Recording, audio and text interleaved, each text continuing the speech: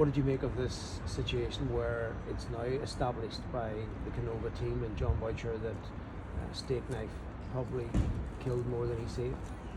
Well, I think that's blatantly obvious. I mean, steak knife was there for a long time, and in the report actually it infers very strongly that there were other people, very senior, probably more senior in the IRA and Republican movement, who were in the pay of the British state.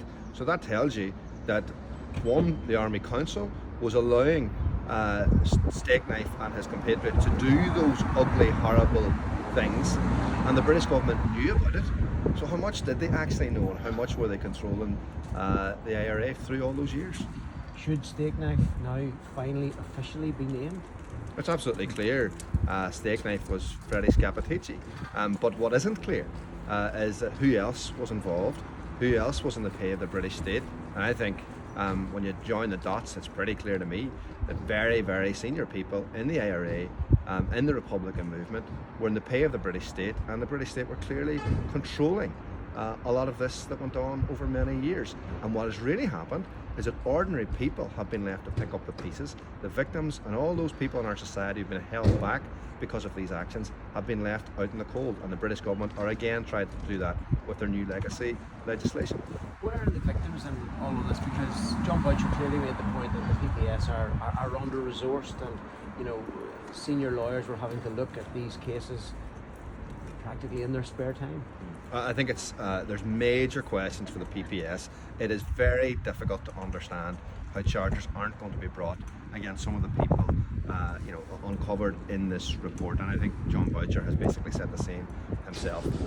I think it's deliberate, actually. I think the British government have deliberately run down the resources for the organs of the state that could be investigating properly and bringing prosecutions properly, because they just want all this to go away. But while they sit in their nice offices in Whitehall, ordinary victims have been left out in the cold for decades, and that's just not okay in a civilized democratic society. What questions are there for the IRA in all of this? Well, I think the questions for the IRA are very clear. How infiltrated was the IRA?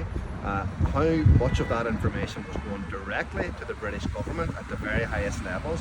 Was Scappaticci the highest paid informant? It seems very doubtful reading that report today. And at what point did actually the British government take over the strategic direction of the IRA's campaign? Isn't that the point in all of this, that people were literally getting away with murder and a elected government were happy to sanction that? Yeah, the IRA was planning the murders, planning the abductions, planning the abuse of family members, carrying that out. The British government knew all about it for many years. And how early could this have been stopped? Could we have had a peace process that started long before it did? Could many more lives have been saved? I mean, this is the real legacy of the Republican movement and the British government.